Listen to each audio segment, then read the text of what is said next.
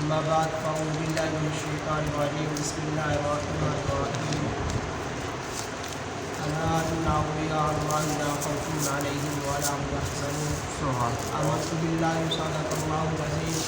وصدق رسوله النبي الكريم الأمين ونحن على ذلك من الشاهدين والشاكرين والحمد لله رب العالمين إن الله وملائكته يصلون على النبي يا أيها الذين آمنوا صلوا عليه وسلموا تسليما اللهم صل على سيدنا ومولانا محمد وبارك وسلم عليه صلاة وسلاما عليك يا سيدي يا رسول الله وعلى آلك وأصحابك يا سيدي يا حبيب الله یا صاحب الجمال ویا سید البشر من وجهك المنير لقد نذر القمر لا يمكن الصلاة كما كان حقه بعد الهدى وذكر كسرى مختصر. حمد و ثنا کے بعد محترم احباب بزرگ السلام علیکم ورحمۃ اللہ وبرکاتہ. یہ ماہ مقدس بہت ہی برکتوں اور فضیلتوں والا ہے. جیسا کہ اس سے پہلے ماہ مقدس میں ماہ رمضان میں ہم نے ماہ رمضان کے روزے رکھے اور اس ماہ رمضان کو اگر اس کا مجموعہ دیکھا جائے, اس کا خزانہ مخزن دیکھا جائے تو اس میں رحمت بھی تھی, برکت بھی تھی, مغفرت بھی تھی اور جہنم سے آزادی کی سند بھی تھی. اس کی اپنی شان اور اپنی فضیلت ہے. اور اس ماہ مقدس ماہ شوال المکرم کی خاص فضیلت ہے کہ اس ماہ مقدس میں اگر کوئی شخص 6 روزے رکھتا ہے تو اسے پورے سال کے روزوں کا ثواب ملتا ہے. سبحان اللہ. اور اس ماہ مقدس میں اس کی ایک شان یہ ہے کہ ہمارے شاہ امام احمد رضا خان فاضل بریلوی مجدد دین و ملت, جن کی وجہ سے ہم پہچانے جاتے ہیں, جن کی وجہ سے ہم بریلی اپنے آپ کو کہلواتے ہیں, ان کا بھی اس ماہ مقدس میں ولادت مبارک ہے. اور اس ماہ مقدس میں ایک غزوہ احد کے نام سے جو مشہور ہے, جس میں پیارے آقا صلی اللہ علیہ وسلم تشریف لے گئے, وہ بھی اسی ماہ مقدس میں. اور اس ماہ مقدس میں پیارے آقا صلی اللہ علیہ وسلم کے پیارے چچا جان حضرت حمزہ رضی اللہ تعالیٰ عنہ ان کی بھی شہادت ہے. سبحان اللہ. اور حضرت حمزہ وہ صحابی رسول ہیں کہ جو شکار کے بہت زیادہ شوقین تھے.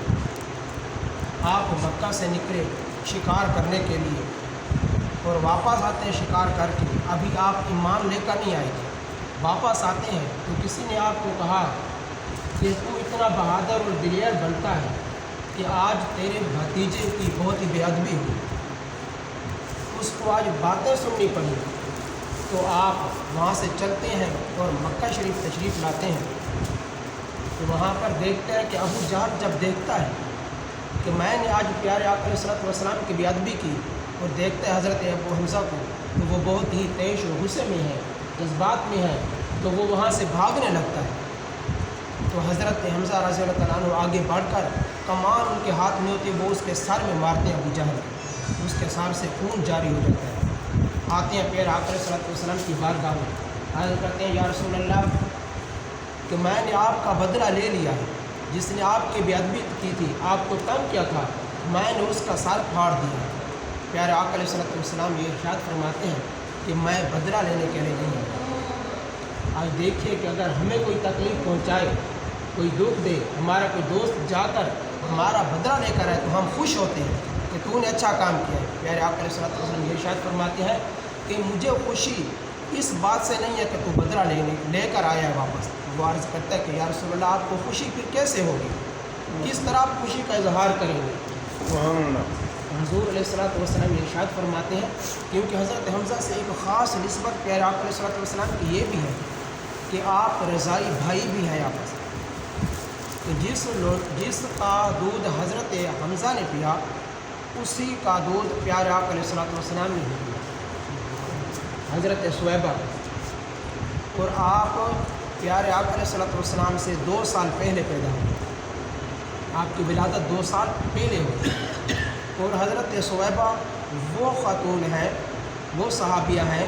کہ جس کو ابو لہب نے اس خوشخبری کی وجہ سے آزاد کیا تھا کہ جس نے یہ جا کر خوشخبری دی تھی کہ اے ابو لہب تیرا بھتیجا دنیا میں آ چکا ہے. پیارے آقا علیہ الصلوۃ والسلام کی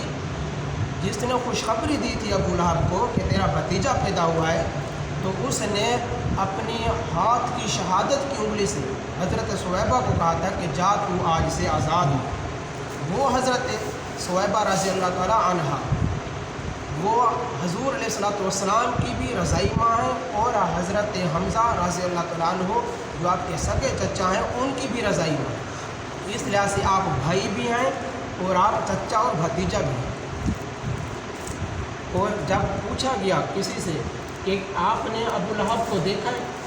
تو اس کے اوپر اب کیسی گزر رہی ہے، اس نے کہا کہ اس کے وصال کے بعد اس نے کہا کہ ابو لہب یہ کہتا ہے کہ وہ ہر وقت ہی عذاب میں مبتلا رہتا ہے، لیکن جب سوموار کا دن آتا ہے، پیر کا دن آتا ہے، وہ دن جس دن اسے خوشخبری ملی تھی کس سے، حضرت صہیبہ سے، کہ تیرا بھتیجا پیدا ہوا، تو اس نے پھر ایک انگلی کے اشارے سے یہ کہا تھا کہ جا تو آزاد ہے. اس خوشی کی وجہ سے اس نے کہا کہ جب وہ دن آتا ہے تو میں اپنی وہ انگلی اپنے منہ میں رکھتا ہوں، عذاب میں تخفیف ہو جاتی ہے، مجھے سکون اور اطمینان ملتا ہے. حضرت حمزہ رضی اللہ تعالیٰ عنہ بہت ہی بہادر تھے، اور جب غزوہ احد ہوتا ہے آپ شہید ہوتے ہیں، پیارے آقا علیہ الصلوۃ والسلام تشریف لے جاتے ہیں. پیارے آقا علیہ الصلوۃ والسلام یہ ارشاد فرماتے ہیں کہ مجھے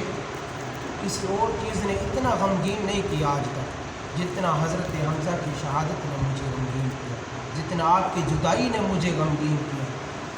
اتنا میں آج سے پہلے کبھی غمگین نہیں ہوا، اتنا کبھی پریشان نہیں ہوا. اور حضور علیہ الصلوۃ والسلام کی لخت جگر حضرت فاطمہ زہرا سلام اللہ علیہا وہ بھی ہر جمعہ کو حضرت امیر حمزہ کی مزار پر تشریف لے جاتے ہیں آپ کی زیارت کے لیے، اور پھر وہاں پر جا کر آپ نفل بھی ادا کرتے ہیں. اتنی محبت اور اتنی لگن، کیونکہ وقت بہت زیادہ ہو چکا ہے، تو اس میں دوسری بات کا بھی خیال رکھنا چاہیے کہ نعت خوانی ٹھیک ہے ہوتی ہے، پیارے آقا علیہ الصلوۃ والسلام کی محبت ہے، اس میں عقیدت ہے، لیکن مختصر کیا ہے، 5 منٹ کافی ہے، 10 15 منٹ اتنی دیر تو ہم کتاب بھی نہیں کرتے، کیونکہ بزرگ بھی ہوتے ہیں، بچے بھی ہوتے ہیں، تو خود بھی سارے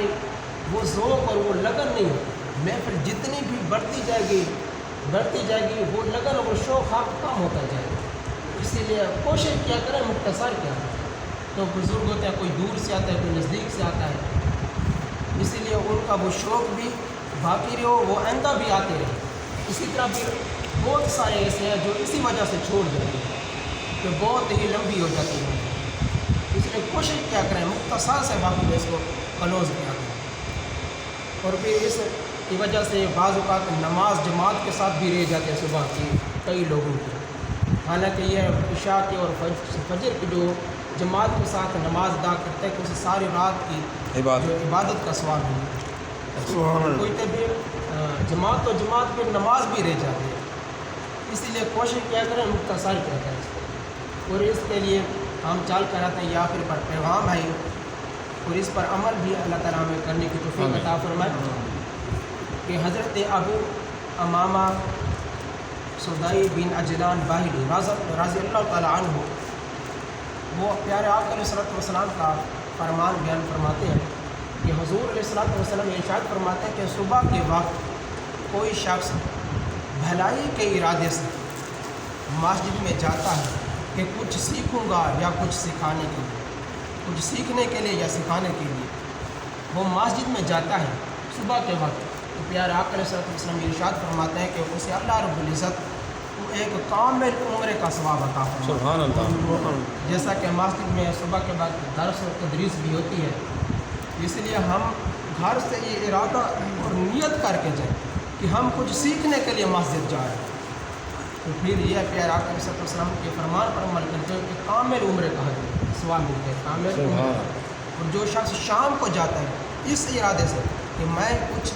سیکھنے کے لیے جا رہا ہوں یا سکھانے کے لیے جا رہا ہوں، تو پھر اسے اللہ رب العزت ایک کامل حج کا ثواب عطا فرماتا ہے. کامل عمرہ اور کامل حج اس کو کہتے ہیں جس میں سنت بھی ادا کی، واجب بھی ادا کی، فرائض بھی ادا کی، اس کو کامل عمرہ یا کامل حج کہتے ہیں۔ اور ایک شخص حضرت ابن قیس فرماتے ہیں ایک شخص مدینہ سے چل کر، شہر مدینہ سے چل کر حضرت ابو درداء رضی اللہ تعالیٰ عنہ کی خدمت میں حاضر ہوتا ہے اور یہ عرض کرتا ہے کہ ابو درداء، میں شہر مدینہ سے چل کر آیا ہوں دمشق میں، اور یہاں پر میرا کوئی اور ارادہ نہیں تھا، میں یہاں پر اس دمشق شہر کو دیکھنے کے لیے بھی نہیں آیا ہوں، میرا صرف خالصتاً یہ ارادہ تھا کہ میں یہاں پر آ کر، اور مجھے یہ معلوم تھا کہ آپ کے پاس پیارے آقا علیہ السلام کی حدیث مبارکہ ہے، میں جا کر وہ لے آؤں۔ میں صرف اس لگن اور اس محبت میں آیا ہوں، یہاں علم سیکھنے کے لیے آیا ہوں تاکہ مجھے وہ حدیث مل جائے جو آپ کے پاس پیارے آقا علیہ السلام سے روایت ہے۔ تو حضرت ابو درداء یہ فرماتے ہیں کہ اگر کوئی شخص اس نیت سے جاتا ہے، پیارے آقا علیہ السلام یہ فرمان ہے، اس نیت سے سفر کرتا ہے یا اس نیت سے کسی محفل میں جاتا ہے کہ میں وہاں پر جا کر شریعت کی کوئی بات سیکھوں گا، میں وہاں پر جا کر علم سیکھوں گا، میں وہاں پر جا کر علم دین سیکھوں گا، پیارے آقا علیہ السلام کے پیارے پیارے فرمان سنوں گا، رب کریم کے فرمان سنوں گا، تو اس نیت سے اگر کوئی شخص جاتا ہے کسی محفل میں، کسی شخص کے پاس جاتا ہے، تو پھر اللہ رب العزت وہ جتنے قدم اٹھاتا ہے، اللہ رب العزت اس کے قدم وہ جنت کی طرف بڑھاتا ہے، اس کے لیے جنت کا راستہ اللہ رب العزت آسان بنا دیتا ہے۔ اور ایسے شخص کے لیے اللہ رب العزت اپنے فرشتوں کو حکم دیتا ہے کہ وہ اپنے نوری پر اس شخص کے پاؤں کے نیچے بچھا دیتا ہے۔ وہ کس نیت اور کس ارادے سے جاتا ہے، وہ دل میں یہ ارادہ لے کر جاتا ہے علم کی طلب کے لیے۔ طالب علم ہمارے ہاں تو یہ مشہور ہے کہ جو 8 سال کا کورس پڑھے گا، مدرسے میں جائے گا تو وہ طالب علم ہے، بلکہ اس کا مطلب یہ بھی ہے طالب علم وہ ہے جو علم کی طلب کے لیے جائے گا، جو دین سیکھنے کے لیے جائے گا، کسی محفل میں جائے گا، کسی مسجد میں جائے گا، گرچہ وہ گھر سے چل کر آئے، کسی اور شہر سے چل کر آیا، کیونکہ حضرت ابو درداء یہ حدیث مبارکہ اس شخص کو سنا رہے تھے جو شہر مدینہ سے چل کر دمشق میں آیا تھا، اکیلا آیا تھا، صرف حدیث مبارکہ سننے کے لیے آیا تھا، تو اسے حضرت ابو درداء یہ پیارے آقا کا پیارا فرمان سنا رہے تھے کہ جو شخص اس نیت سے آتا ہے تو پھر نوری فرشتے اس کے پاؤں کے نیچے اپنے نوری پر بچھاتے ہیں۔ اس لگن سے آئے جو علم دین سیکھنے کے لیے، اور پھر اس لگن اور طلب سے جو آتا ہے تو اگر اس کے راستے میں وہ فوت ہو جائے تو پھر اسے شہادت کا رتبہ دیا جائے۔ یہ شان ہے اس محفل کی، اس میں اتنی برکتیں اور اتنی رحمتوں کا نزول ہوتا ہے محفل میں، اسی لیے آتے ہیں کسی محفل میں یا کسی درس و تدریس کی محفل میں تو یہ ارادہ کر لیا کرے دل کہ ہم جا رہے ہیں تو کچھ سیکھنے کے لیے جا رہے ہیں، ہم جا رہے ہیں تو کچھ سکھانے کے لیے جا رہے ہیں، ہم جائیں گے تو پیارے آقا کے فرمان سنیں گے،